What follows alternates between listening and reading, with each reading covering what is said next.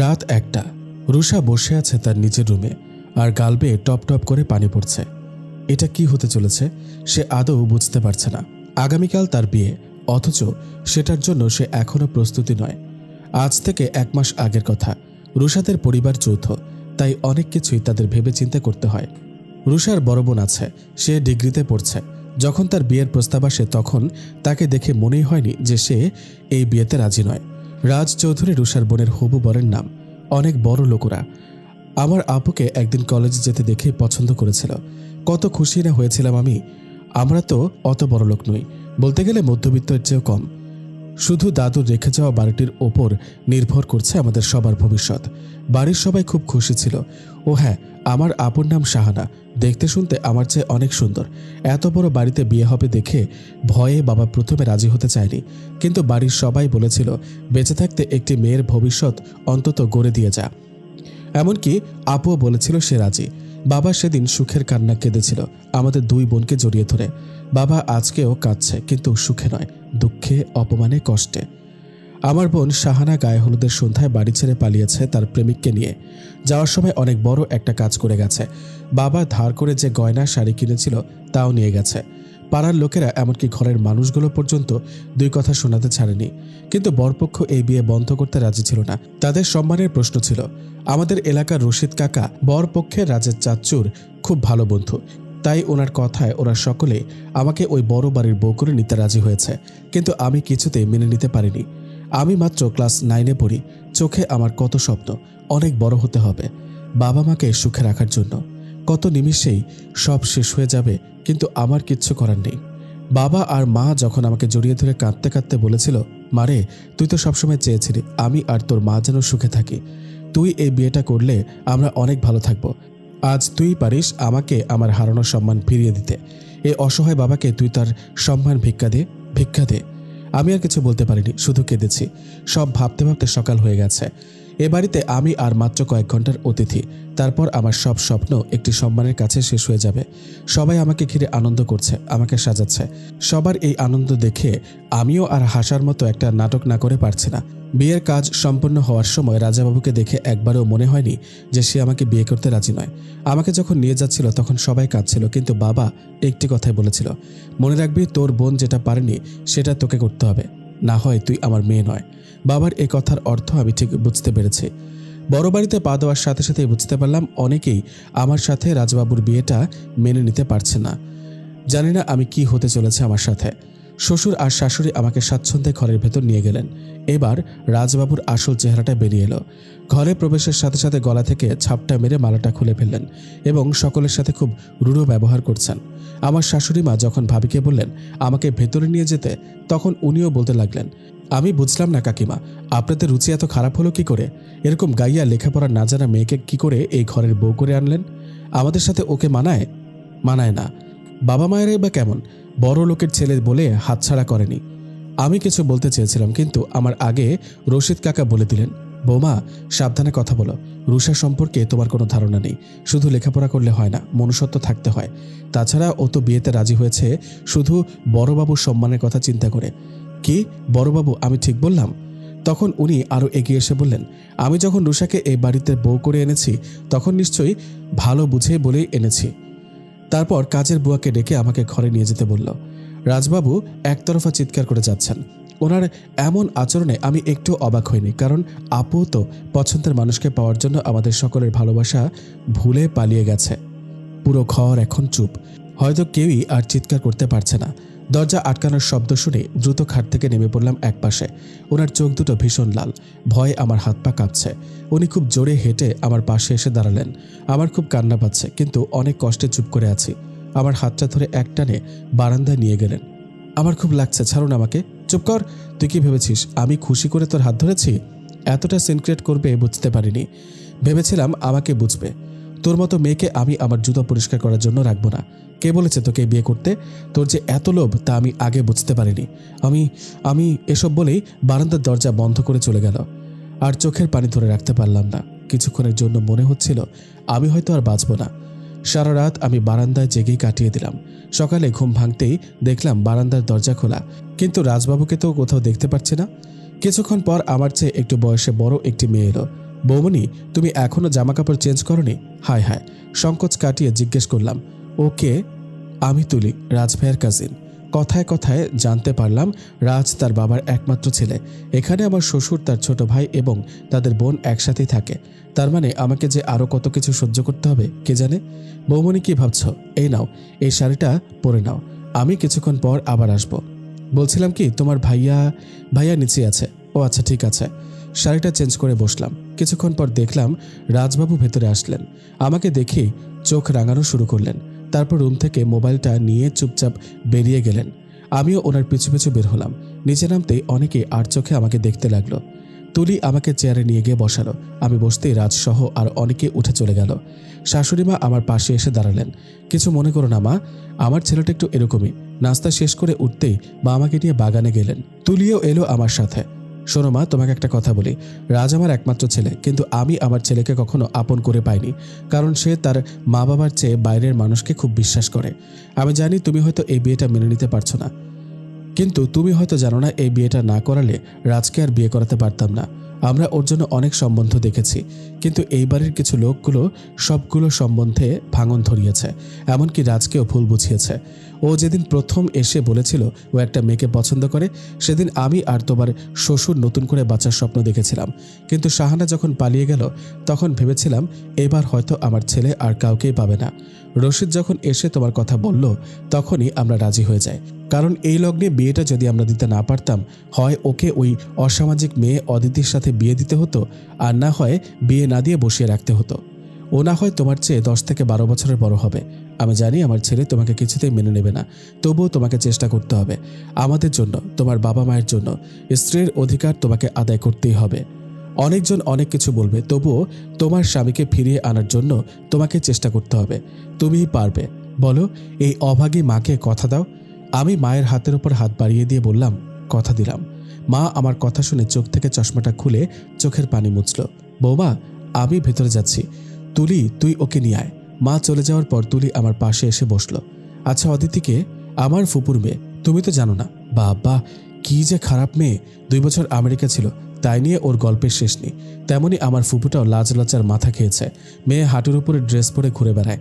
মেয়েকে কিছু বলা তো দূরে থাক, উল্টো কেউ অভিযোগ করলে তাকেই নানান গালমন্দ করে। বুঝলাম। এবার আমি বুঝতে পারছি আগে ওই অদিতিকে ঠিক করতে হবে, না হয় আমি ঠিক থাকতে পারবো না। কি হলো বৌমনি, কি ভাবছ? না, কিছু না। ঠিক আছে, তাহলে চলো। বাসায় ঢুকে শুনলাম রাজবাবু অফিসে চলে গেছেন। এই সুযোগে ওনার রুমটা ঘুরে দেখা যাবে। চুপচাপ উপরে গিয়ে রুমের দরজা বন্ধ করে দিলাম। তারপর ঘুরে ঘুরে সব দেখতে লাগলাম। খুব ম্যাচিউর ছেলে, বোঝাই যাচ্ছে, কিন্তু নিজের বাবা মায়ের কথা ও কেন যেন শোনে না, কে জানে। রুমটা আরও একটু গুছিয়ে রাখলাম। হঠাৎ দরজার আওয়াজ শুনতে পেলাম। দরজা খুলতে দেখলাম বড় ভাবি আর তার পাশে একটি মেয়ে দাঁড়িয়ে আছে। ড্রেস আপই বলে দিচ্ছে এই মেয়েটাই অদিতি। তোমার লজ্জা করলো না রাজের রুমে ঢুকে দরজা বন্ধ করতে? ভাবির কথায় হুঁশ ফিরল। সরো দরজা থেকে। ভাবি বলল, কেন? তোমার মতো মেয়েকে জবাব দিতে ইচ্ছে করছে না, তাহলে আমিও ভেতরে যেতে দিব না। তোমার লজ্জা করছে না এই কথাটা বলতে? আপনার লজ্জা করছে না আমার রুমে এসে আমাকে বের করে দিতে চাইছেন? কি? হ্যাঁ, এতদিন রাজ একা ছিল, তাই ওর মাথায় চড়ে বসেছিলেন, কিন্তু এখন তার স্ত্রী আছে, তাই তার কোনো কিছু করতে হলে তার স্ত্রীর অনুমতি নিতে হবে। অদিতি কিছু বলতে চেয়েছিল, কিন্তু ভাবি হাত ধরে মানা করল। তোমার মতো মেয়েকে কি করে ঠিক করতে হয় তা আমার জানা আছে। এই বলে ভাবি আর অদিতি চলে গেল। হঠাৎ চেঁচামেচির আওয়াজে ঘুম ভেঙে গেল। সন্ধ্যা হয়ে গেছে। কি করে যে ঘুমিয়ে পড়লাম। অর্ধেক সিঁড়িতে নামতেই দেখলাম ভাবির চোখে জল। আমার চোখে চোখ পড়তেই রাজ আমাকে উপর থেকে টানতে টানতে নিয়ে এলো। সবাই দাঁড়িয়ে আছে। কি যে করি। এ মেয়ে, তুই ভাবিকে কি বলেছিস তুই আমার স্ত্রী না? ঠিক ঠিক মায়ের কথাটাই সত্যি হলো। রাজবাবু এখন আমার কোনো কথাই আর শুনতে চাইবেন না। রাজবাবু আমার চেয়ে এত লম্বা যে ওনার দিকে তাকিয়ে থাকতে থাকতে আমার ঘাড় ব্যথা করছে। কি হলো বল? হ্যাঁ, কোন অধিকারে? তোর তো সাহস কম নয়। রাজ, থাম তুই। তুমি চুপ করো বাবা। রাজ, বাবার সাথে এভাবে কথা বলছিস? হ্যাঁ বলছি। তোমরাই তো আমার জীবনটা নষ্ট করে দিলে। একটা গাইয়া মেয়ের সাথে বিয়ে দিয়ে দিলে, অথচ জানতেও চাইলে না আমি রাজি কিনা। তোমাদের আমার বাবা মা ভাবতে লজ্জা লাগছে। ছি। এই কথা শুনে আমি আর চুপ করে থাকতে পারলাম না। রাজবাবুর পাশে গিয়ে সাপটে দুটো চড় দিলাম ওর গালে। সবার মুখের কথা বন্ধ। পুরো বাড়ি শুদ্ধ লোক আমার দিকে হাঁ করে তাকিয়ে আছে। আমি বুঝতে পারছি না কি করব। রাজবাবু আমার দিকে এমনভাবে তাকিয়ে আছে যে ভয়ে আমার আবার কান্না পাচ্ছে, কিন্তু কাউকে বুঝতে দেওয়া যাবে না, তাহলে আমি শেষ। তোমার এত বড় সাহস, তুমি আমাকে থাপ্পড় মারো? রাজ চৌধুরীকে থাপ্পড় মারা তো দূরে থাক, কেউ তার গায়ে হাত লাগালে পর্যন্ত তাকে আমি কত বড় শাস্তি দেই তোমার কোনো ধারণা আছে? আমি কি বলবো বুঝতে পারছি না। অন্যদিকে মা চুপ করে কেঁদেই চলেছে, সেটার দিকে তার কোনো খেয়াল নেই। একটা রাস্তার মেয়ে হয়ে তুই আমার রাজের গায়ে হাত তুললি? অদিতি বলল। উফ, এই মেয়েটার এসব কথা শুনে গাটা পুরো জ্বলে যাচ্ছে। কিরে চুপ করে আছিস কেন? তোর জন্যই তো আজকে এত ঝামেলা, আর তুই কিনা আমার দেবর গায়ে হাত তুললি। আর চুপ করতে পারলাম না। কেন ভাবি, আমার জন্য কেন হবে? ঝামেলাটা শুরু করলো কে? তখন তো দিব্যি ছোট বাচ্চাদের মতো কান্নার ভান করে ওনার মাথায় পেঁচিয়ে পেঁচিয়ে কিছু মিথ্যেকে সত্যি বানিয়ে ঢুকিয়ে দিলে। তখন মনে ছিল না ঝামেলাটা হতে পারে? কি আমি কান্নার ভান করেছি, মিথ্যা বলেছি? রাজ, রাজ ভাই, তুই এখনো চুপ করে থাকবি? কিছু বলবি না? উনি কি বলবে? একে তো আপনারা অপরাধ করেছেন, সেখানে আবার ওনাকেও জড়িয়েছেন। অনেক ভয়ে ভয়ে কথাটা বললাম। না, রাজবাবু কোনো কথা বলল না। হাত থেকে ফাইলটা ছুঁড়ে মেরে দোতলায় চলে গেলেন। যাক বাবা, বেঁচে গেছে। এবার সবাই সঠিক বিচার পেয়েছ তো? এখন যে যার ঘরে যাও দয়া করে, শাশুড়ি মা বলল। সবাই চলে গেল, কিন্তু যাওয়ার আগে অদিতি আমার কানে কানে একটা কথা বলে গেল। আমিও দেখব তুমি কিভাবে এই বাড়িতে থাকো। উফ, এই মেয়েগুলোর না আর কোনো কাজ নেই। কাঁধে হাত পড়তেই পেছনে ফিরে তাকালাম। আমি জানি না বৌমা তুমি কি করে আমার ছেলেটার সাথে সম্পর্ক তৈরি করবে, কিন্তু একটা কথা মনে রেখো, এমন কোনো কথা ওকে কোনোদিনও বলো না যেটা পরে গিয়ে মিথ্যা প্রমাণিত হবে। তাতে সম্পর্ক তৈরি হবে না, আরও ভাঙার ওপর ভাঙবে। কিছুটা হাসি মুখ করে উপরে চলে এলাম। দরজার পাশাপাশি আসতে একটু থমকে দাঁড়ালাম। ভেতরে উঁকি দিলাম। না, উনি খাটের উপর মাথা নিচু করে বসে আছে। অনেকটা ভাব নিয়ে ভেতরে ঢুকলাম। উনি হয়তো আমাকে যাওয়ার জন্য অপেক্ষা করছিলেন। সঙ্গে সঙ্গে উঠে দাঁড়িয়ে গিয়ে দরজাটা বন্ধ করে দিলেন। আমি কিছু বলার আগে উনি শুরু করে দিলেন। কি ভেবেছিস তোকে ওদের সামনে কিছু করিনি বলে আমি কিছু করতে পারি না? না মানে একদম চুপ, কোনো কথা না। আর তোর মতো রাস্তার মেয়েরা কি বা পারে বল? তোদের কাজই তো হলো চুপ করুন। এই তুই তুই আমাকে চুপ করতে বলছিস? আমাকে? তোকে আমি কিচ্ছু করব না। জাস্ট 3 মাসের মধ্যে আমি তোকে ডিভোর্স দিয়ে এই বাড়ি ছাড়া করব। ডিভোর্সের কথা শুনতে কেমন জানি পুরো পৃথিবীটা অন্ধকার মনে হচ্ছিল। তারপর আর কিছু মনে নেই। জ্ঞান ফিরতে দেখলাম আমি খাটের উপরে শুয়ে আছি, আর রাজবাবু আমার পাশে চেয়ারের ওপর বসে আছে। দেখে তো মনে হচ্ছে ঘুমিয়ে গেছে। আমি দ্রুত উঠে বসলাম। ঘড়ির দিকে তাকাতে দেখলাম রাত 2টা 35 মিনিট। আমি উঠে রাজবাবুকে আস্তে আস্তে ডাকতে লাগলাম। উনি চোখ খুলে আমাকে দেখতেই আবার শুরু করলেন। আমি তো ভাবলাম তুই মরেই গেছিস, কিন্তু এখনও তো বেঁচে আছিস দেখছি। আমি আর কিছু বললাম না, চুপ করে বারান্দায় চলে গেলাম। এখানেই হয়তো আমাকে সারা জীবন থাকতে হবে, নয়তো 3 মাস, কে জানে। পরের দিন খুব ভোরে আজ ঘুম থেকে উঠে পড়লাম। প্রথমে আমি নামাজ পড়লাম, তারপর রাজবাবুকে ডাকবো কিনা চিন্তায় পড়ে গেলাম। 10 মিনিট ভাবার পর ধীরে ধীরে ডাকলাম। চোখ খুলে খাটের উপর বসে আমাকে ভালো করে খেয়াল করে দেখতে লাগলো। শুনুন, আমি আপনাকে ডাকতাম না, নামাজ পড়ার জন্য ডেকেছি। তুই আমাকে কেন ডাকলি? তুই কে যে তোর কথা শুনে আমাকে চলতে হবে? প্লিজ রাগ, আর কোনো কথা নয়। এক্ষুনি আমার রুম থেকে বের হয়ে যা। বের হ। এত সকাল সকালে আর ঝামেলা না করে চুপচাপ রুম থেকে বের হয়ে গেলাম। রান্নাঘরে গিয়ে সকালের নাস্তা বানানোর জন্য জিনিসপত্র খুঁজতে লাগলাম। তারপর চা বানিয়ে সকলের জন্য নিয়ে গেলাম। তারপর নাস্তা তৈরি করতে করতে একদম সকাল হয়ে গেল। সকলেই নাস্তা করতে বসলো, কিন্তু অদিতির সেই আদিক্ষেতা করা শুরু হলো। ঠিক সেই সময় ওপর থেকে রাজবাবু নামলেন। কি হয়েছে অদিতি? দেখো না সুইটহার্ট, ওই গাইয়া মেয়েটা কী সব তেলে ভাজা বানিয়েছে। আমি এসব অয়েলি খাবার খুব কম খাই। ঠিক আছে চলো, আজ তুমি আর আমি বাইরে গিয়ে ব্রেকফাস্ট করব। কথাটা শুনেও আমি না শোনার ভান করে রইলাম। এভাবে কেটে গেল আরও কয়েকটি দিন। 6 দিন পর আমাদের বাড়ির সকলে এলো। সবাইকে দেখে আমি এত খুশি হলাম যে নিচে নামার সময় রাজবাবুর সাথে যে ধাক্কা খেয়েছি সে খেয়ালও নেই। আমার কিছু না হলেও উনি ঠিক দেওয়ালে মাথায় আঘাত পেয়েছেন। দাঁড়াও, আমি আর সামনে এগিয়ে যেতে পারলাম না, সাথে সাথে দাঁড়িয়ে গেলাম। না জানি আবার কি নতুন ঝামেলা সৃষ্টি হতে চলেছে। খুব ধীরে ধীরে পেছনে তাকালাম। তোর তো খুব বার বেড়েছে দেখছি।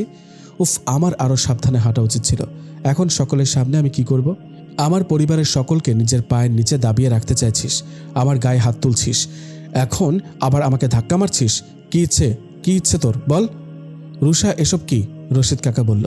আমি কিছু বলতে পারছি না, এখানে আমার পরিবারের সকলে উপস্থিত, তাই ওনার সামনে গেলাম। প্লিজ, আজ আমার পরিবারের সকলে এখানে এসেছে, আপনি এরকম করবেন না। আমি ইচ্ছে করে করিনি, আসলে আমার খেয়াল ছিল না। আপনার যদি কিছু বলার থাকে তাহলে ওনারা চলে যাওয়ার পর বলবেন। আমি আপনার কাছে হাত জোর। চুপ, একদম চুপ। আজ কথা বলবো আমি। রাজ, কিভাবে কথা বলছিস ওনাদের সাথে? কেন অযথা আপনি কথা বলছেন জেঠিমা? ওনারা একটু দেখুক ওনারা মেয়েকে কেমন শিক্ষা দিয়েছে। আচ্ছা জামাই বাবা, একটু বলবে কি হয়েছে? রুষার মা জিজ্ঞেস করলো। কাকে জামাই বলছেন? আমাকে? আপনারা ইচ্ছে করে আপনাদের মেয়েকে আমার সাথে বিয়ে দিয়েছেন। আপনারা আমাকে ঠকিয়েছেন। রাজ, না আঙ্কেল, আজ শুধু আমি বলবো, আর কেউ নয়। কেউ একটা কথা বললে আমার এই মুখ তোমরা আর কখনো দেখতে পাবে না। বাবা, আমাদের মেয়ে কি অন্যায় কিছু করেছে? রুষার বাবা বলল। আপনারা বলছেন ন্যায় অন্যায়ের কথা। নিজের বড় মেয়ের সঙ্গে বিয়ে দেওয়ার নাম করে একটা গাইয়া মেয়েকে আমার সাথে বিয়ে দিয়ে দিলেন। আমার তো মনে হয় আপনার পরিবারের সকলে মেয়েদের নিয়ে ব্যবসায় বসেছেন। এক মাল দেখিয়ে ডেলিভারির সময় অন্য মাল দেন। চুপ করো, অনেকক্ষণ ধরে তোমার বাজে কথা শুনছি। কি মনে করেছো তোমার সাথে বিয়ে না হলে আমরা আমাদের মেয়েকে বিয়ে দিতে পারতাম না? ছোট কাকা বলল। এই কথা বলার না কোনো অধিকার আপনাদের আছে না আমি আপনাদের এসব বাজে প্রশ্নের জবাব দেব। প্লিজ চুপ করুন, আপনি একটু দয়া করুন আমাদের।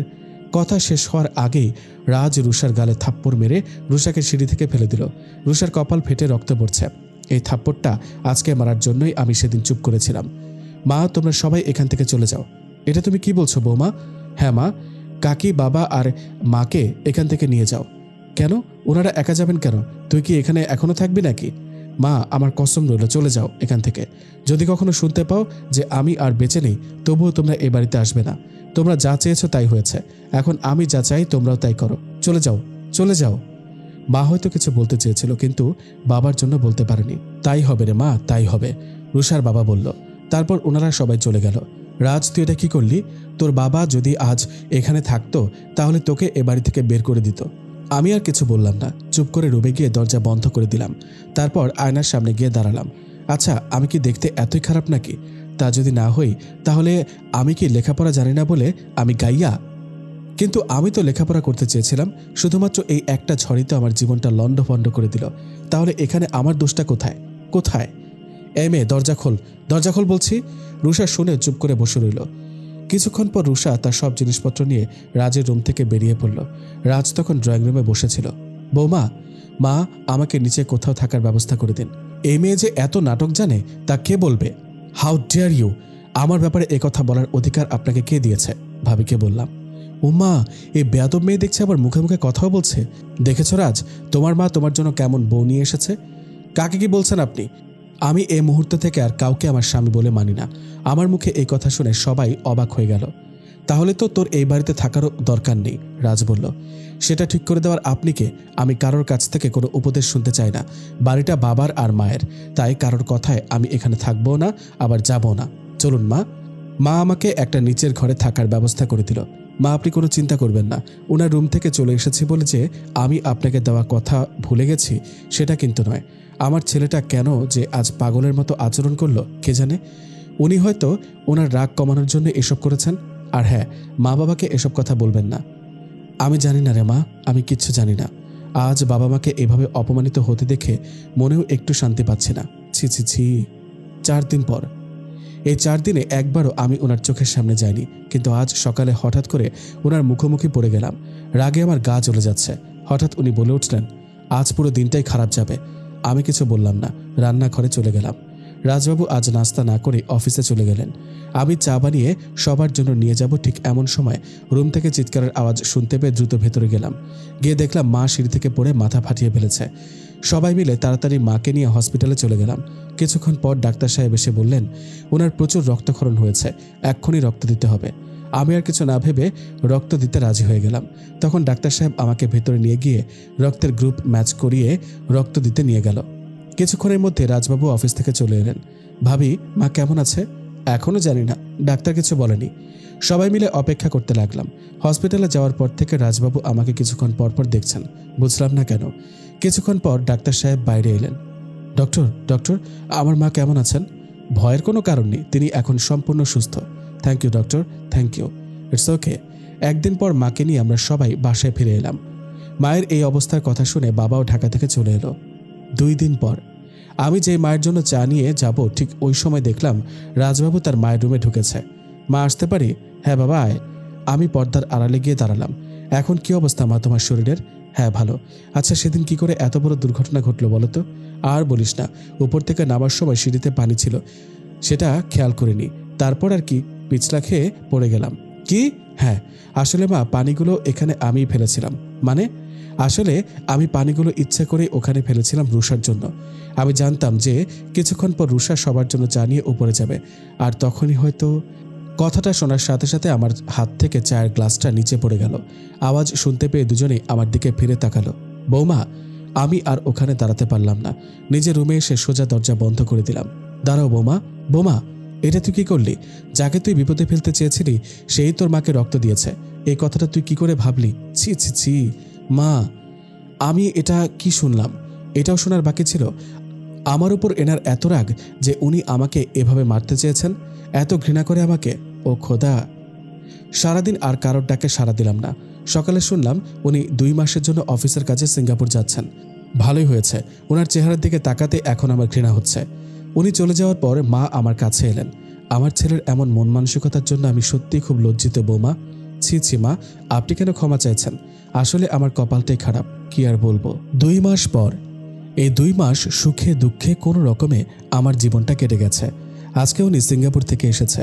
ওনাকে আনতে বড় ভাইজান আর কাকা গেছে, আর সঙ্গে ওই অদিতি মেয়েটা। 1 ঘন্টা পর ওরা সবাই বাড়ি ফিরে এলো। কিরে ভাইয়া, আমার জন্য কি আনলি? তুলি বলল, এনেছি, সবার জন্য এনেছি। তারপর উনি সবাইকে তাদের জন্য আনা জিনিসগুলো দিতে লাগলেন। আমি চলে যেতে চাইলাম, হঠাৎ পেছন থেকে আমার নাম ধরে ডাকলো, রুষা দাঁড়াও, এটা তোমার জন্য। খুব অবাক লাগছে, এত ভদ্র ভাষা।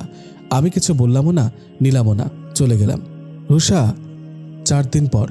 এই 4 দিনে আমি ও ওনার সাথে কোনো কথা বলিনি, উনি নিজেও বলতে চায়নি। অফিস নিয়ে ব্যস্ত ছিলেন। রাজ, কোথায় যাচ্ছিস? কেন মা, অফিসে?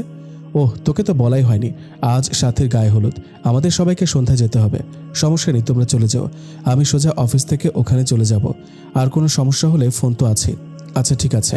আস্তে আস্তে সন্ধ্যা হয়ে গেল, সবাই যাওয়ার জন্য তৈরি হয়ে গেল। বৌমা, তুমি এখনো রেডি হওনি? যাও, রেডি হয়ে নাও। না মা, আমি যাব না। কেন? শুনুন না, আমি যদি যাই তাহলে অনেকেরই সমস্যা হতে পারে। তাছাড়া আমি গেলে উনি অস্বস্তি বোধ করবেন, নানান জন নানান কথা জিজ্ঞেস করবেন, তাই আমার না যাওয়াই ভালো। কিন্তু? কোনো কিন্তু নয় মা, আর সময় তো এখনই শেষ হয়ে যাচ্ছে না।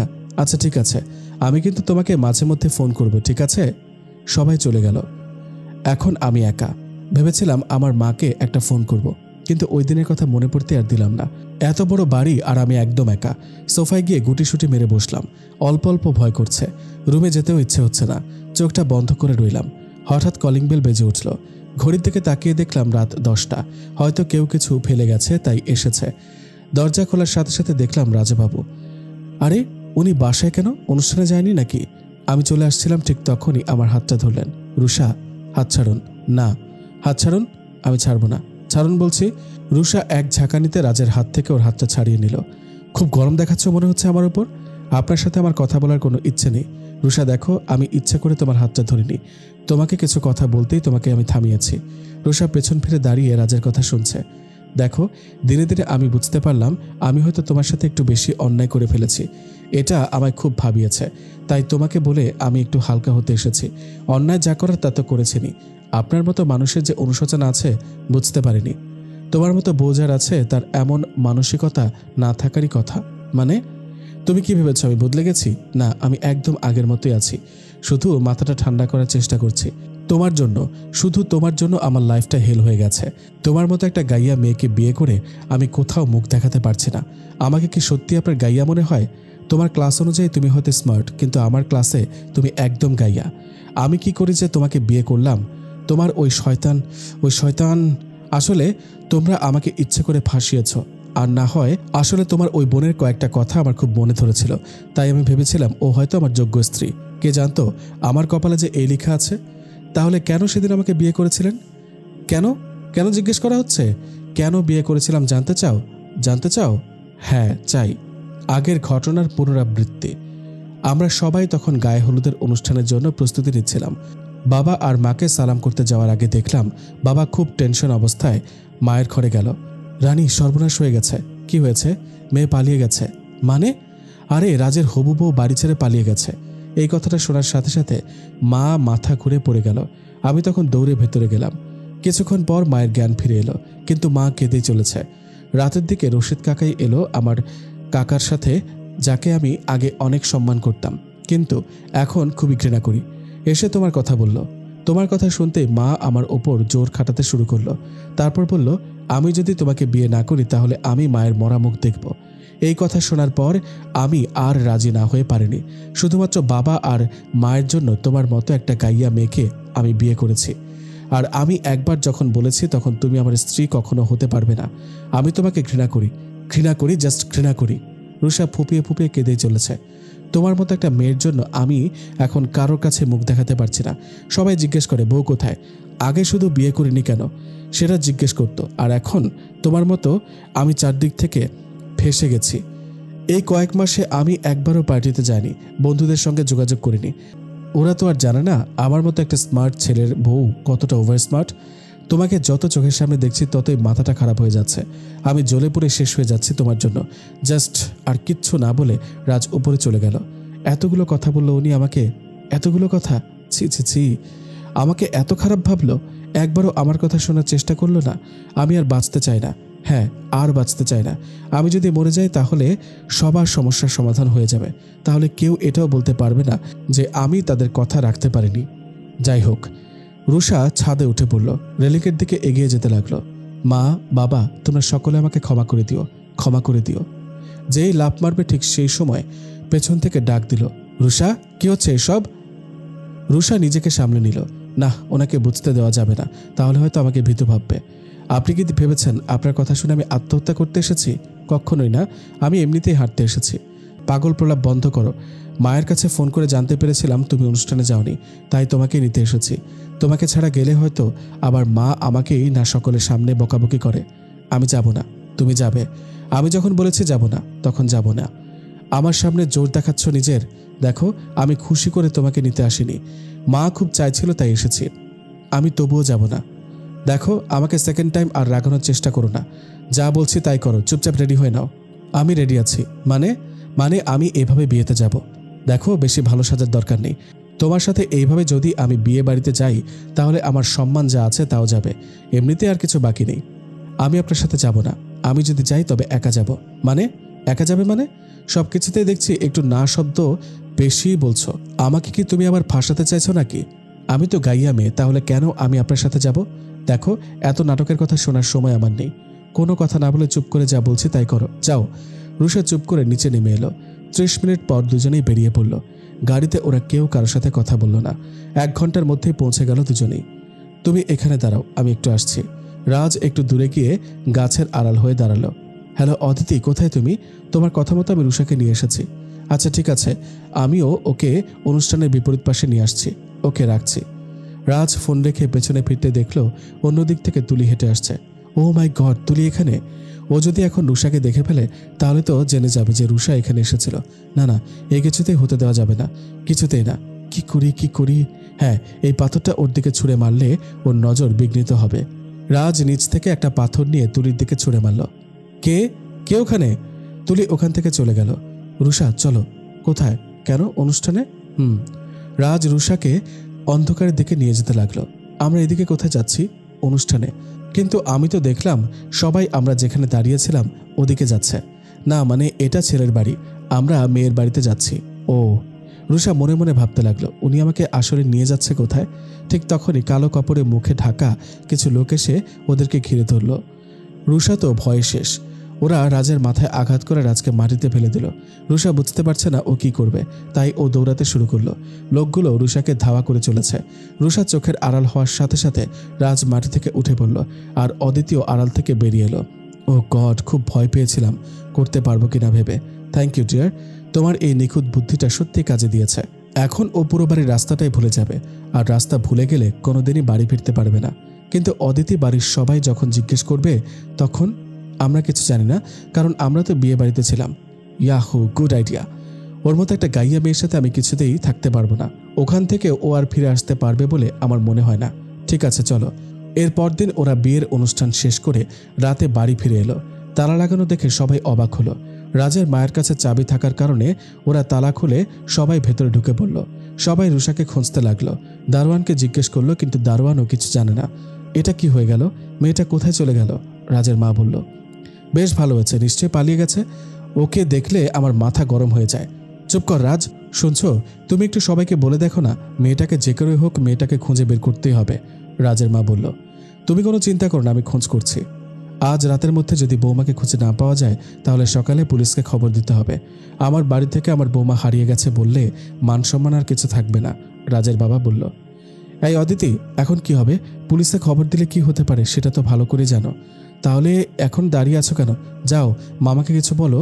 বাবাকে বললাম, বাবা, ও তো ইচ্ছে করে চলে গেছে, তাই আমার মনে হয় পুলিশে খবর না দেওয়াই ভালো। ওকে তোকে বলেছে ও পালিয়ে যাবে সেটা? না, তা বলেনি। তাহলে আমরা যখন বাসায় ছিলাম না ঠিক তখনই ওকে হারাতে হলো, সেই হিসেবটাই তো মেলাতে পারছি না রে। সারা রাত ধরে রুষার খোঁজ চলল, কিন্তু কোথাও ওকে পাওয়া গেল না।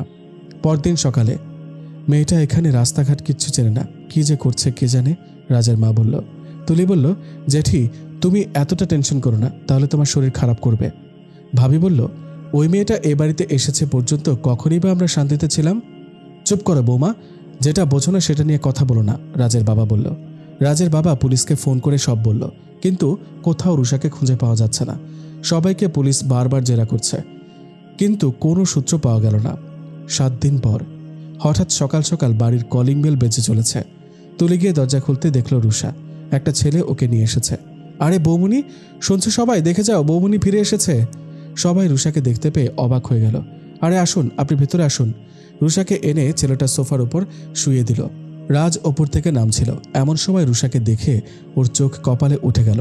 রাজকে দেখে অদিতি নিচ থেকে উপরে উঠে গেল। এদিকে এসো রাজ। এখন কি হবে অদিতি?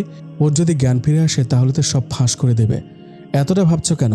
আমাদের গল্পটা তো রুষা বুঝতে পারেনি, সো একদম নর্মাল হয়ে যাও, নিচে যাও। তবুও আমি তো সাথেই ছিলাম, দারোয়ানের মুখ না হয় বন্ধ করেছি, কিন্তু রুষার মুখ কি করে বন্ধ করব? এখন অত সব ভাবতে পারছি না, যা বলছি তাই করো। ঠিক আছে। রাজ ধীরে ধীরে নিচে এলো। রাজের বাবা দ্রুত ডাক্তারকে খবর দিল। পুলিশও চলে এলো, রুষাকে ওর রুমে নিয়ে গেল সবাই। কি বুঝলেন ডাক্তার? যতটুকু দেখলাম তাতে তো ওর অবস্থা খুবই খারাপ। আচ্ছা, ও এতদিন কোথায় ছিল জানতে পেরেছেন? পুলিশ জিজ্ঞেস করলো।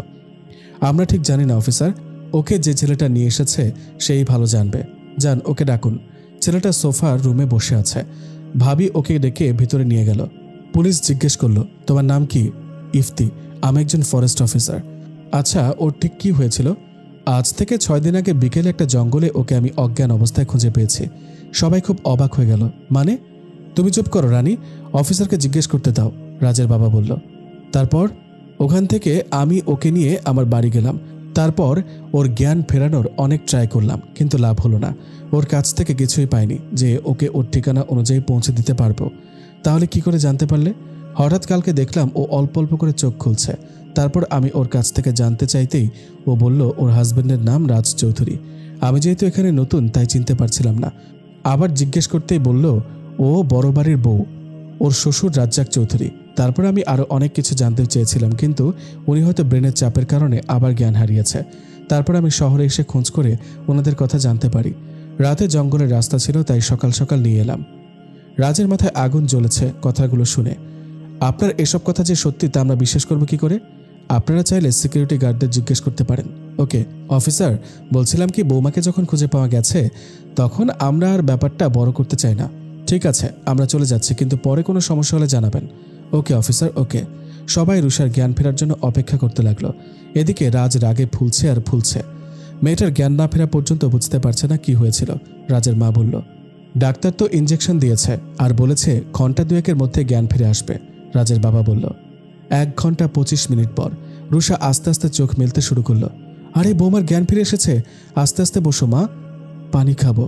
যা তো তুলি, 1 গ্লাস পানি নিয়ে আয়। তুলি পানি এনে রুষাকে খাওয়ালো। এদিকে রাজ ঘামতে ঘামতে শেষ। বৌমা, এবার একটু বলো তো আসলে কি হয়েছিল, ধীরে ধীরে বলো। বাবা। রুষা রাজের মুখের দিকে তাকালো। রুষা তাকাতেই রাজ চোখ নামিয়ে ফেলল। উনি এখানে কোথা থেকে? উনি তো আমার সাথে ছিল। রুষা মনে মনে ভাবতে লাগলো। তারপর রুষা সরাসরি জিজ্ঞেস করলো, উনি এখানে? হ্যাঁ বৌমা, ও তো এখানেই ছিল। রাজের অবস্থা পুরোপুরি খারাপ হতে লাগলো। এই মেয়েটা যদি এখন উল্টাপাল্টা কিছু বলে বসে তাহলে তো আমি পুরোই ফেসে যাব। কিন্তু ওই দিন রাতে কোথায় ছিলেন? বৌমনি শোনো, আমরা বিয়ের দিন অনুষ্ঠান শেষ করতে এসে দেখি তুমি বাড়িতে নেই। ভাইয়া তো আমাদের সাথে ছিল। সাথে ছিল? তাহলে আমাকে একা ফেলে চলে এলো? না না, ওনাকে তো আমি ওই লোকগুলো অজ্ঞান করে রেখেছিল। উনি তো আমাকে দেখেনি। তাহলে উনি কি বাড়িতে এসব কথা বলেনি? হয়তো সবাই চিন্তা করবে ভেবে বলেনি। কি হলো বৌমা, কি ভাবছো বলো? না মা, আমি আসলে আমার বাড়ি যেতে চেয়েছিলাম। আসলে ওই দিন এত বড় একটা ঘটনা ঘটার পর মনে মনে খুব কষ্ট হচ্ছিল, তাই যেতে চেয়েছিলাম। কিন্তু আমি তো এখান থেকে রাস্তা চিনি না, তাই পুরো রাস্তাটাই হারিয়ে ফেলেছি। তুমি আমাদেরকে বললে আমরাই তোমাকে পৌঁছে দিতাম মা। তুমি জানো আমরা কতটা টেনশনে ছিলাম এই কদিন। আর এমন বোকামো হবে না মা। ঠিক আছে, তুমি আস্তে আস্তে ফ্রেশ হয়ে নাও। আচ্ছা। রাজ জোরে একটা নিঃশ্বাস ফেলে উপরে চলে গেল। রাজ উপরে যাওয়ার সাথে সাথে অদিতি ওর রুমে ঢুকে বলল, অদিতি তুমি? হ্যাঁ। রুষা হয়তো প্ল্যানটার ছিটে ফোটাও টের পায়নি। না তা নয়, রাজ ও তোমাকে দয়া করেছে। হোয়াট? ইয়াস, ও সব বুঝতে পেরেছে, শুধু তোমার দয়া করার জন্য এসব নাটক করেছে। আমার কিন্তু তা একেবারেই মনে হয়নি। কি করে মনে হবে? তুমি তো বাঁচার জন্য ওর দিকে খেয়ালই করনি। রাজের রাগটা আরো বেড়ে গেল। ওর মতো একটা মেয়ের দয়া গ্রহণ করতে আমার বয়েই গেছে। তাহলে তো আমাকে অন্য কিছু করতে হবে। মানে ওর দয়া ওকে ফিরিয়ে দিতে হবে। কিভাবে? ও তো এখন বলতে গেলে এক ধরনের হসপিটালাইজড হয়ে থাকবে। টাইম টু টাইম তুমি ওর ঔষধগুলো চেঞ্জ করে দেবে। মানে সিম্পল, ও যে ওষুধগুলো খাবে সেটা ওষুধ না দিয়ে তোমাকে অন্য একটা ওষুধ ওকে খাওয়াতে হবে। কিন্তু এটা কিভাবে করব? তোমাকে সবসময় ওর দিকে খেয়াল রাখতে হবে। যখন ওকে ওষুধ খাওয়ানোর সময় হবে তুমি চুপ করে গিয়ে ওটা চেঞ্জ করে দিয়ে আসবে। কিন্তু অদিতি, এটা তো একটা মানুষের জীবনের জন্য রিস্কি হয়ে যাবে। এভাবে তো বদলা নেওয়া যাবে না। তাহলে তুমি ওই গাইয়া মেয়ের দয়া নিয়ে বেঁচে থাকো, আমি গেলাম। না, কখনো না, আমি ওর দয়া চাই না। তাহলে তোমাকে আমি যা বলছি তাই করতে হবে। ঠিক আছে, তবে আজ থেকে শুরু হোক। রাজের মাথায় এখন শুধু একটা কথাই ঘুরপাক খাচ্ছে, ওর দেখানো দয়া ওকে ফিরিয়ে দিতে হবে। এভাবে রুষা যতবার ঔষধ খাচ্ছে রাজ ততবার কোনো না কোনোভাবে চেঞ্জ করে দিচ্ছে। রাজবাবু, আজকাল আমার আশেপাশে এত ঘোরাঘুরি করছেন কেন? কি ব্যাপার? আমাকে আবারও অপমান করতে চাইছেন না তো? কিছু বুঝতেই পারছি না। রাজও 3 দিন ধরে ওষুধ চেঞ্জ করার পর আর পারছে না। অফিসের কাজের কারণে আর বাসায় থাকার সময় নেই, ব্যস্ত হয়ে পড়েছে। 15 দিন পর। বৌমা। জি মা, বলুন। বলছি তুমি আজ থেকে আবার রাজের ঘরে ফিরে যাও। কেন মা, কোনো সমস্যা কি হচ্ছে? না, সমস্যা না, আজ বিদেশ থেকে রাজের কিছু বন্ধু আসছে, ওরা এখানেই সপ্তাহখানেক থাকবে, তাই আর কি। কিন্তু উনি যদি কিচ্ছু করবে না, কারণ ও ওর বন্ধুদের সামনে কোনো মিসবিহেভ করে না। তুমি চিন্তা করো না। ঠিক আছে।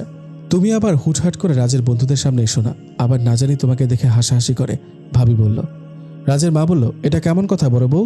ভাবি, তোমাকে একটা কথা বলি, মানুষের চেহারা দেখে যদি ভালো আর মন্দের বিচার করা যেত তাহলে আর কাউকে প্রমাণের অপেক্ষা করতে হতো না, যেমন তুমি। রুষা বলল, জেঠিমা দেখলেন এই মেয়ের কত সাহস, আমাকে অপমান করছে। তুমি বা কেন বৌমনির সাথে গায়ে পড়ে ঝগড়া করতে চাইছো? তুলি বলল, তুই চুপ কর। এসেছে আমার সাথে ননদেরই বৌমনির ওপর দরদ দেখাতে। কেউ আর কিছু না বলে সবাই চুপচাপ নিজেদের কাজে চলে গেল। রুষা তার জিনিসপত্র নিয়ে রাজের রুমে চলে গেল। বিকেলের দিকে রাজ বাড়ি ফিরে এলো। তখন রুষা রুম গোছাচ্ছিল। রাজ রুমে ঢুকতে রুষাকে দেখে অবাক হয়ে গেল। তুমি এখানে কি করছো? কোনো উপায় ছিল না, তাই আমি এখানে চলে এলাম। মানে? আপনার বন্ধুরা আসছে তাই বলে আমার রুমে কেন থাকতে হবে তোমার? তুলিকে বলে রুম শেয়ার করলেই তো পারতে।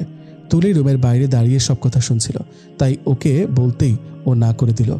রাজ ওর বন্ধুদের এয়ারপোর্ট থেকে আনতে গেল, আর এদিকে রুষাও সব ঠিক করে রাখলো।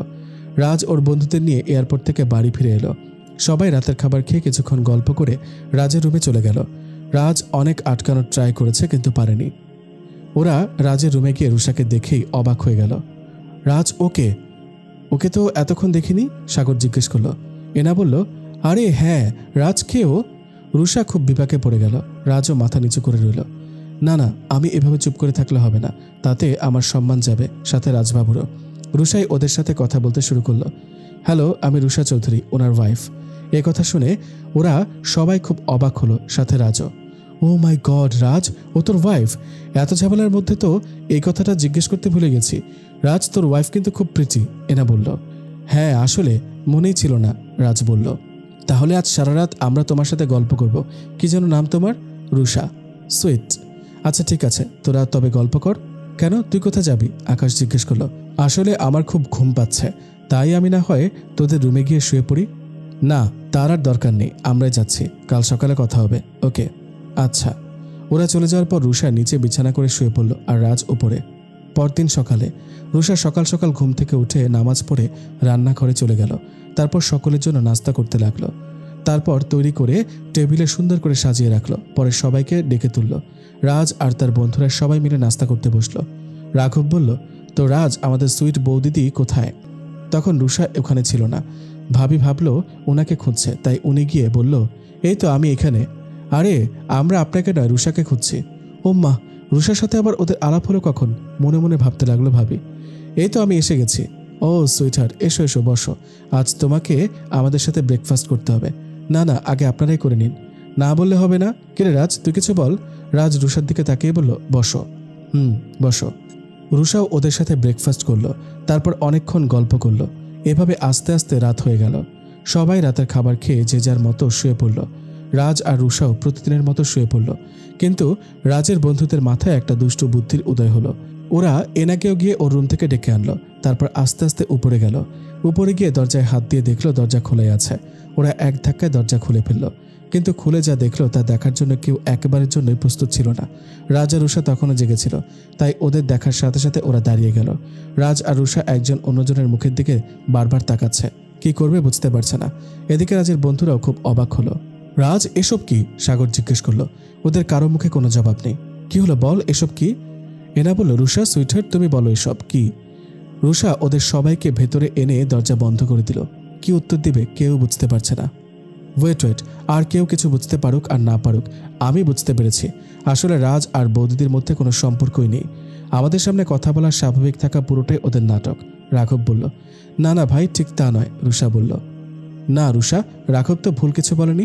প্রথম দিনই আমরা ব্যাপারটা খেয়াল করেছি, কিন্তু এতটা সিরিয়াস বুঝতে পারিনি। কোনো হাজব্যান্ডই তার স্ত্রীকে অত সময় ভুলে থাকতে পারে না। এনা বলল, এনা তোরা আমার কথাটা বোঝার ট্রাই কর, ব্যাপারটা পুরোটাই অন্যরকম। রাজ বলল, শোন রাজ, আমি বিদেশে থাকতে পারি, কিন্তু তুই আমাকে ভুল বোঝাতে পারবি না। ঠিক আছে, এখন কিছু না বললে নেই, কিন্তু কালকে এর জবাব চাই আমাদের। একটা কথা মনে রাখিস রাজ, আমরা তো ছোটবেলার বন্ধু।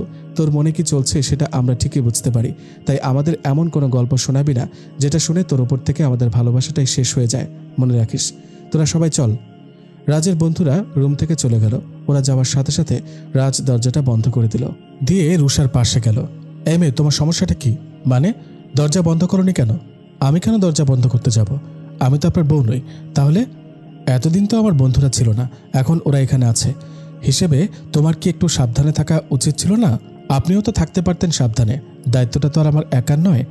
আসলে যতই সাবধানে থাকি, সাথে যদি অলক্ষ্মী থাকে, তাহলে আর লক্ষ্মী আসবে কোথা থেকে? কি বলতে চাইছেন কি আপনি? হ্যাঁ দেখো, গাইয়াই থাকবে। আমার সাথে রাগ দেখিয়ে একদম কথা বলার চেষ্টা করবে না। আপনার সাথে শুধু রাগ না, আপনার সাথে কথা বলারও বিন্দুমাত্র ইচ্ছে আমার নেই। তুমি কথা না বললে আমার কিচ্ছু যায় আসে না। রাস্কেল কোথাকার। কি? আপনার এত বড় সাহস? আপনি আমাকে রাস্কেল বললেন? ও, আপনি তো আবার বাবা মায়ের সাথে কখনো ভালো করে মিশে দেখেননি, তাই আপনি কিভাবে বুঝবেন বাবা মাকে কেউ কিছু বললে কতটা কষ্ট লাগে? আপনি তো সবসময় পোষা কুকুরের মতো অন্যদের কথাগুলোকে ভালো মনে করে এসেছেন। তোমার এত বড় সাহস! এই কথাটা শোনার সাথে সাথে রাজ রুষাকে একটা থাপ্পড় মারল। তোমাকে এত অল্প শাস্তি দিয়ে ছেড়ে দেওয়া যায় না, অনেক বড় অপরাধ করেছে তুমি। রাজ ওর কোমরের বেল্ট খুলে রুষাকে মারতে লাগলো। থামুন প্লিজ, লাগছে, থামুন, খুব লাগছে। রাজ মারা বন্ধ করে দিল, তারপর খাটের উপর বসে বলল, রুষা কেঁদেই চলেছে। শুধু তোমার জন্য আজকে আমার এই পরিস্থিতি ফেস করতে হচ্ছে। আজ যদি আমি আমার মনের মতো স্ত্রীকে পেতাম, তাহলে আমাকে আমার বন্ধুদের সামনে এভাবে বিপাকে পড়তে হতো না। আমার মতো ছেলেদের জীবন নষ্ট করার জন্য তোমার মতো একটা মেয়েই যথেষ্ট। রুষা অনেক কষ্টে উঠে দাঁড়ালো। আপনি তো শুধু সবসময় নিজের কথাই বললেন, আমার কোনো কথা তো শুনতেই চাইলেন না। তাহলে কি করে বুঝবেন আমার কতটা কষ্ট হয়েছে, ক্ষতি হয়েছে এই বিয়েটার জন্য? চুপ করো, বন্ধ করো তোমার এসব আধিক্যতা। তোমার আর কি ক্ষতি হবে? না, আজ আপনাকে সব শুনতে হবে, কারণ আমার মনে হয় না আজকের পর থেকে আমি আর আপনার সাথে থাকতে পারবো। রুষা বলতে শুরু করলো, আমার চোখেও আপনার মতো একটা রঙিন স্বপ্ন ছিল। একজন ভালো স্বামী পাওয়ার জন্য নয়, ভালো করে পড়ালেখা করে আমার বাবা মা আর বোনকে সুখে রাখার জন্য। পড়ালেখা করে অনেক বড় হতে চেয়েছিলাম। আমি যখন ক্লাস 8-এ পড়ি তখন বাবার চাকরি চলে যায়। আমার আপু খুব শৌখিন ছিল, তাই বাবাকে আমি নিজে গিয়ে বলেছিলাম, বাবা আমার কিচ্ছু চাই না, তুমি আপুকেই দাও, আমাকে শুধু লেখাপড়াটার খরচ দিলেই হবে। সেদিন বাবা আমাকে জড়িয়ে ধরে অনেক কেঁদেছিল। তারপর থেকে শুরু হলো আমার যুদ্ধ। আপুর বিয়েটা যখন ঠিক হয়েছিল তখন আমরা সবাই অনেক খুশি হয়েছিলাম। ধার দেনা করে অনেক কষ্ট করে আপুর বিয়ের আয়োজন করেছিল, তবুও আমরা খুশি ছিলাম। কিন্তু আপু যখন পালিয়ে গেল তখন সত্যি আমাদের মনে হয়েছিল আমরা মরে যাব। মা শোকে পাথর হয়ে গিয়েছিল। কিন্তু হঠাৎ রশিদ কাকা আর আপনার কাকা এসে বলল, আপনাদের সম্মান বাঁচাতে হলে আপনার সাথে আমার বিয়ে দিতে। তখন আমি অনেক মানা করেছিলাম, বাবার পায়ে ধরে বলেছিলাম, বাবা আমি পড়ালেখা করতে চাই, আমাদের স্বপ্ন পূরণ করতে চাই। তখন বাবা আমাকে বলেছিল, মনে করো এটাই আমাদের স্বপ্ন। তবুও আমি রাজি হইনি। বাবা যখন আমার সামনে হাঁটু গেড়ে বসে সম্মান ভিক্ষা চেয়েছিল, তখন আমি আর না করতে পারিনি, শুধু কেঁদেছিলাম। আর এখনও কেঁদেই চলেছি। আর আপনি আমাকে কোনোদিন বোঝারই চেষ্টা করেননি যে আদৌ আমি কি চাই। বিয়ের পর থেকে আমাকে লোভী, প্রতারক, বিশ্বাসঘাতক, গাইয়া, মুখে যা এসেছে তাই বলেছেন। আমার অসহায় বাবা মা যখন আসলো, আপনি ঠিক একই আচরণ করলেন। একজনের ভুলের দোষ সবাইকে দিলেন। আমাকে কোনোদিন জিজ্ঞেস করলেন না আমি কি চাই। আপনার মা নিজেও আমাকে কেঁদে কেঁদে বলেছিল আমি যেন আপনাকে শান্তির পথে নিয়ে আসি। তাই সেদিন মাকে কথাটা বলেছিলেন বলে দুটো থাপ্পড় না হয় দিয়ে ফেলেছি। তার জন্য আমি ভেবেছিলাম এই বাড়িতে বউ হয়ে এসে আর কিছু চাইব না। আপনাকে সব খুলে বললে আপনি আমাকে বুঝবেন। তার কোথায় হলো? না হলো পড়ালেখা, না হলো ভালো থাকা, না স্বপ্ন পূরণ করা, কিচ্ছুই না, কিচ্ছু না। এই কথাগুলো বলে রুষা রুম থেকে বেরিয়ে পড়ল আর রাজ চুপচাপ খাটের উপর শুয়ে পড়ল। কথাগুলো শোনার পর থেকে রাজের আর কিছুতেই ঘুম আসছে না। বারবার রুষার কথাগুলো কানে বাজছে। আমি কি সত্যি ভুল করলাম? কখনো কি রুষার কাছ থেকে জানতে চাইনি ও কি চায়? শুধু নিজের রাগটাকে প্রাধান্য দিয়েছি।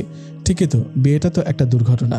সেদিন আমার মা যখন আমাকে কসম দিয়ে বলেছিল রুষাকে বিয়ে করতে, তখন আমিও তো বাধ্য হয়েছিলাম, হয়তো রুষাও বাধ্য হয়েছিল। কিচ্ছু মাথায় ঢুকছে না। ওই রাতের মতো রাজ ঘুমিয়ে পড়ল। সকালে ঘুম ভাঙতেই দেখলো সকাল 7টা। উফ, আজ এত সকালে ঘুম ভেঙে গেল। নিশ্চয়ই ওই মেয়েটা আগেই ডেকেছিল। এটা ভাবতেই রাজের মনে হলো ও তো কাল রাতে রুম থেকে বের হয়ে গিয়েছিল। রাজ দ্রুত ও রুম থেকে বের হতেই দেখলো রুষা দরজার বাইরে শুয়ে আছে। একবার ডাকবো? না ডেকে বা উপায় কি? রাজও ওকে নাম ধরে ডাকতে লাগলো। রুষা, রুষা ওঠো, সকাল হয়ে গেছে, সবাই দেখলে খুব অসুবিধা হয়ে যাবে। রুষা, এই রুষা ওঠো। রাজ গায়ে হাত দিতে দেখলো হাতগুলো খুব গরম। তারপর কপালে হাত দিতে দেখলো এ কি, কোনো কথা বলছে না কেন? এ রুষা, রুষা, মনে তো হচ্ছে জ্ঞান হারিয়েছে। না, ওকে ভেতরে নিয়ে যেতে হবে।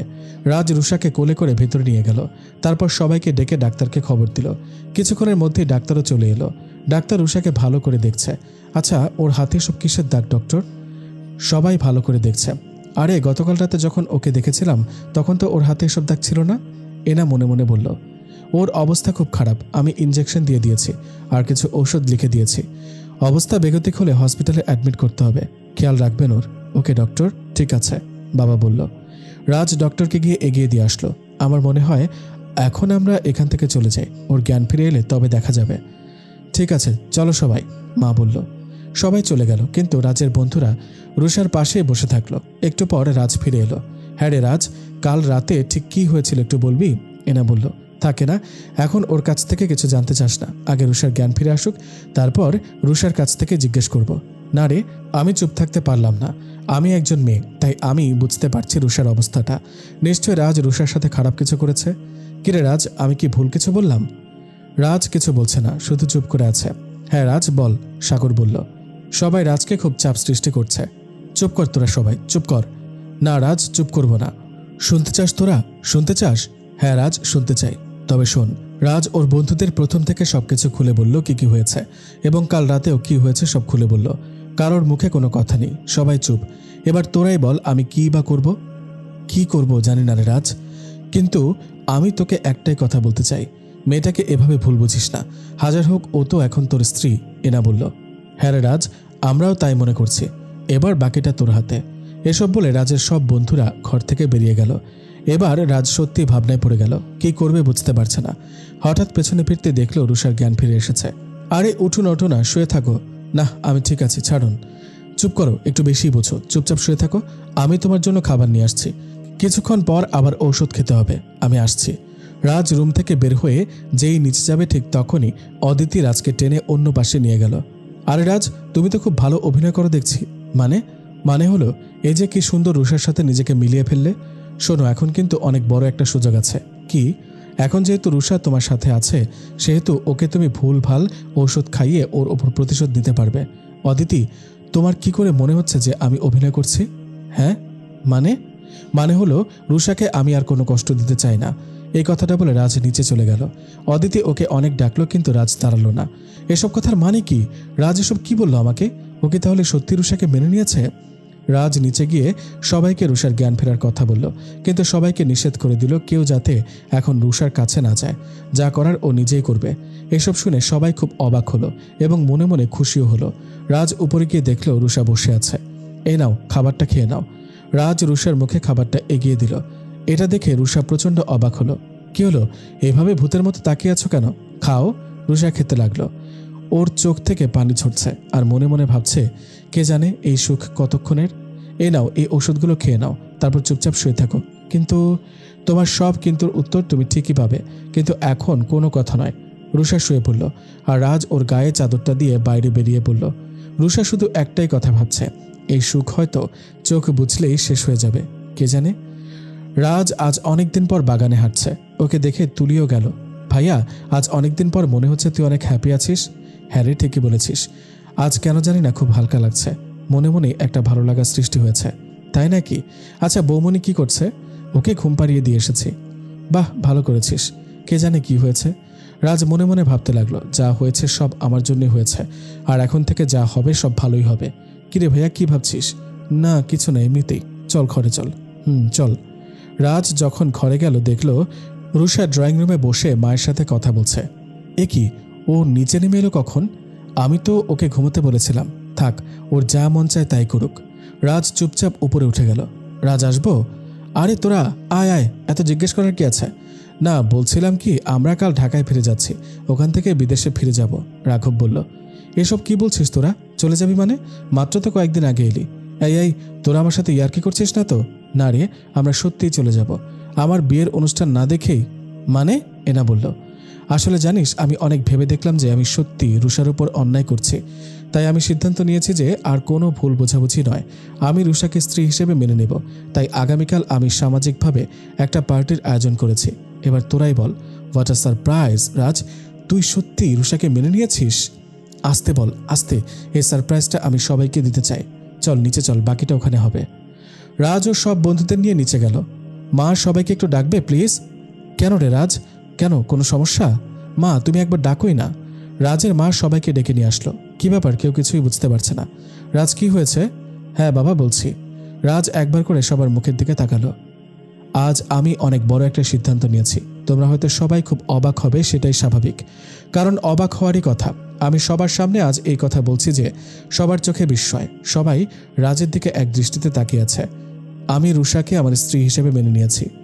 এই কথা শোনার সাথে সাথে সবাই খুব খুশি হলো। বাবা, তুই সত্যি বলছিস?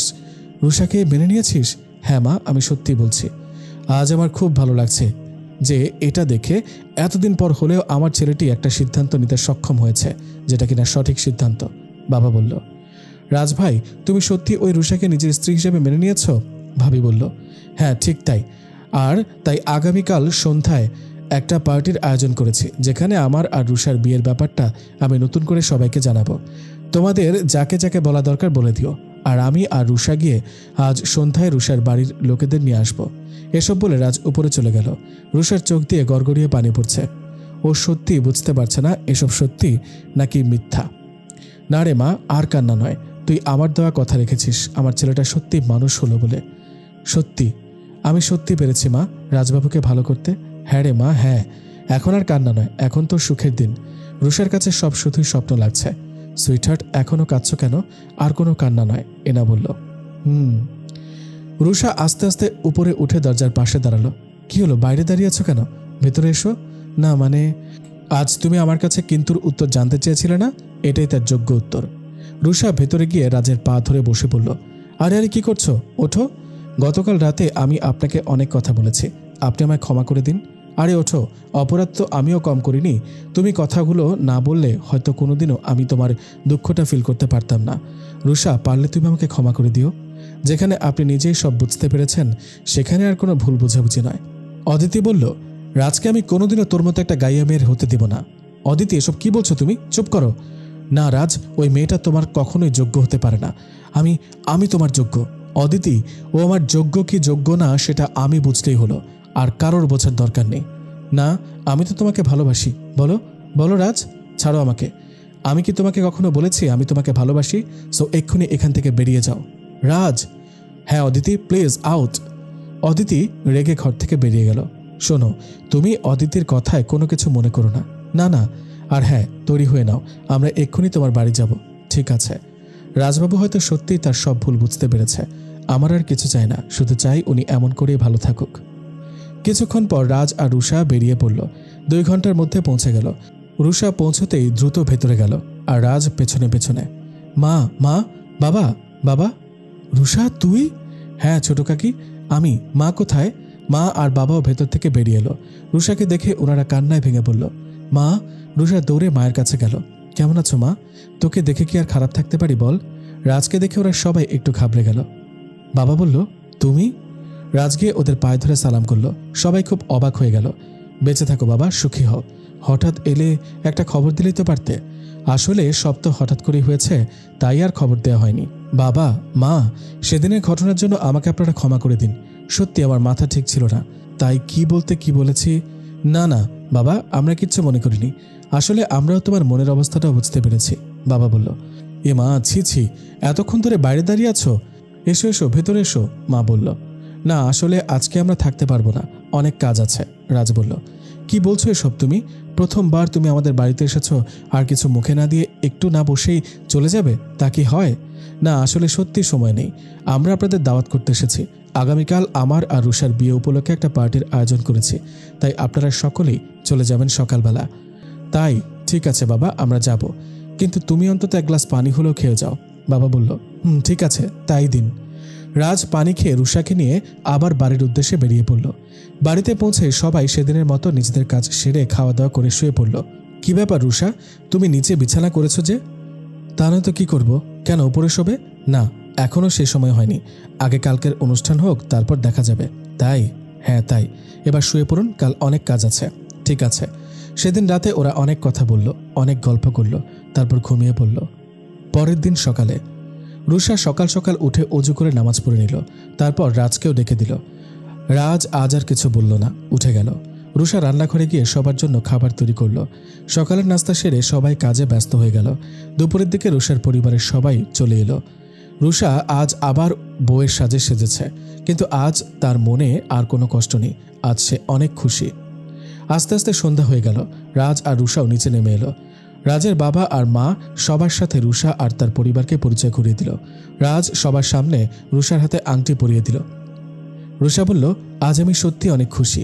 রাজ বলল, আমিও রুষা। রাজ রুষার হাতটা ধরল আর ওকে ভালো করে দেখছে। রুষা, তুমি সত্যি অনেক সুন্দর, আর তোমার চোখ দুটো আরো বেশি। তোমার মুখ কত মায়াবী, মনে মনে ভাবতে লাগলো। কি দেখছেন? আজ বলতে আর কোনো দ্বিধা নেই যে তোমাকে দেখছি। আরে বৌমনি, ভাইয়া তোরা এখানে? তুলিকে দেখে ওরা দুজন একটু সরে দাঁড়ালো। চলো বৌমনি। কোথায়? কোথায় আবার? আজ তোমাদের জন্য অনুষ্ঠান, আর তোমরা একটু দেখবে না কে কি খাচ্ছে, কি করছে? ও হ্যাঁ হ্যাঁ, তাই চল। রুষা তুলির সাথে সব দিকে ঘুরে ঘুরে দেখছে, কিন্তু হঠাৎ করে ওর খুব খারাপ লাগছে, কেমন জানি বমি আসছে। বৌমনি, কোনো সমস্যা? না, তুমি এখানে দাঁড়াও, আমি আসছি। ঠিক আছে। রুষা ভেতরে ঢুকে উপরে ওয়াশরুমে চলে গেল। আরে রুষা, এত তাড়াহুড়ো করে ভেতরে কোথায় গেলে? রাজ বলল। রাজও রুষার পিছু পিছু গেল। রুষা তো বমি করতে অবাক হয়ে গেল। এ কি, এত রক্ত! রুষা যেন নিজের চোখকে বিশ্বাস করতে পারছে না। পেছন থেকে দাঁড়িয়ে রাজও দেখে, 1 পা পিছিয়ে গেল। রুষা তাড়াতাড়ি মুখ ধুয়ে ফেলল। হঠাৎ ও বুকে হাত দিয়ে মাটিতে বসে পড়তেই রাজ ওকে গিয়ে ধরে ফেলল। রুষা, রুষা, তোমার কি হয়েছে? এই রুষা। রুষা কোনো কথা বলতে পারছে না, শুধু জোরে জোরে নিঃশ্বাস ফেলছে। রাজ তাড়াতাড়ি রুষাকে নিয়ে নিচে গেল। তখনও রুষার মুখ থেকে রক্ত বের হচ্ছে। রুষাকে দেখে সবাই বিচলিত হয়ে পড়ল। কি হয়েছে ওর? মা, কথা বলার সময় নেই, ওকে নিয়ে হসপিটালে যেতে হবে এক্ষুনি। ওরা সবাই রুষাকে নিয়ে হসপিটালে চলে গেল। ডাক্তার দ্রুত ওকে ইমার্জেন্সিতে নিয়ে গেল। সবাই বাইরে বসে অপেক্ষা করতে লাগলো। 30 মিনিট পর ডাক্তার বের হলো। ডক্টর, ডক্টর, রুষা কেমন আছে? আই এম সরি রাজ, রুষার অবস্থা খুবই খারাপ। মানে রুষার 2টো কিডনি ড্যামেজ। না, এ কখনোই হতে পারে না, কখনো না, রাজ বলল। এটা শুনে সবাই কান্নায় ভেঙে পড়ল। এটাই সত্যি, ওর কিডনি 2টো আগেই নষ্ট ছিল, কিন্তু আমরা পরীক্ষা করে দেখলাম হয়তো এমন কোনো ওষুধ খেয়েছে যেটা ওর আরো বেশি ক্ষতি করেছে। তোমরা অনেক দেরি করে ওকে হসপিটালে এনেছো, এখন আমাদের আর কিছুই করার নেই। ঔষধ? রাজের মনে পড়ে গেল, ও নিজেই তো খাইয়েছিল ঔষধ। হে খোদা, এটা আমি কি করেছি? নিজের হাতে আমি রুষার এত বড় ক্ষতি করলাম। ছি ছি ছি। ডক্টর, ওকে কি কোনোভাবেই ভালো করা সম্ভব নয়? প্লিজ। সরি, সেটা আর কখনোই না, কারণ ও আর কতক্ষণ বেঁচে আছে সেটা আমরা কেউ জানি না। না, এই নির্মম সত্যিটা মেনে নিতেই হবে। ওদিকে রুষার বাবা মা কান্না কেউ থামাতে পারছে না। রাজ বুঝতে পারছে না কি করবে। ও রুষার রুমে ঢুকে পড়ল। ওর পিছে পিছে সবাই গেল। রুষা, আমি সব শুনেছি রাজবাবু। রুষা, ওইসব মিথ্যে, তুমি ওসব বিশ্বাস করো না। না, এসব সত্যি, সব। রুষা, এতদিন পর আমি একটু সুখের দেখা পেয়েছি, সেটা আমি আর হারাতে চাই না। আমি তোমাকে আরো অনেক বড় ডাক্তারের কাছে নিয়ে যাব, তুমি চিন্তা করো না, একদম না। মা, বাবা। হ্যাঁ মা, বল। আপু ফিরে এলে তোমরা তাকে ক্ষমা করে দিও। আমি তো থাকবো না, তোমরা নিজেদের যত্ন নিও। এইসব তুই কি বলছিস? হ্যাঁ বাবা, মা, আপনারা একটু আসবেন। হ্যাঁ বৌমা, বলো। রাজবাবুকে আপনারা আর ভুল বুঝবেন না, উনি একদম ভালো হয়ে গেছেন। তুলি, তোমার ভাইয়াকে দেখে রেখো। হ্যাঁ বৌমনি, দেখব। আপনারা একটু শুনবেন। রাজের বন্ধুরা রুষার দিকে এগিয়ে এলো। বলো সুইটহার্ট, আপনার বন্ধুকে আপনারা আর কখনো কষ্ট দেবেন না, ও একদম ভালো হয়ে গেছে। Okay dear. ভাবি, বলো। আমাকে তুমি ক্ষমা করে দিও, আমি তোমার সাথে অনেক বেয়াদবি করেছি। কি বলছো রুষা? এভাবে বলে না। রাজবাবু, বলো রুষা। আমার আর কাউকে কিছু বলার নেই, চাওয়ারও নেই। শুধু আপনার কাছে একটা জিনিস চাইব, দেবেন? বলো। আমাকে একবার জড়িয়ে ধরবেন? রাজ রুষাকে জড়িয়ে ধরে কাঁদতে শুরু করলো। রুষা, এত সহজে আমি তোমাকে ছাড়ব না। তোমার সাথে আমার এখনো ঘুরতে যাওয়া বাকি, রাতের আকাশে ছাদে বসে এখনো তারা গোনা বাকি। তোমাকে আমি ছাড়ব না, কখনো না। তুমি আমাকে ছেড়ে যেতে পারো না। রুষা আর রাজ কাঁদছে। ওদের কান্না দেখে সবাই কাঁদছে।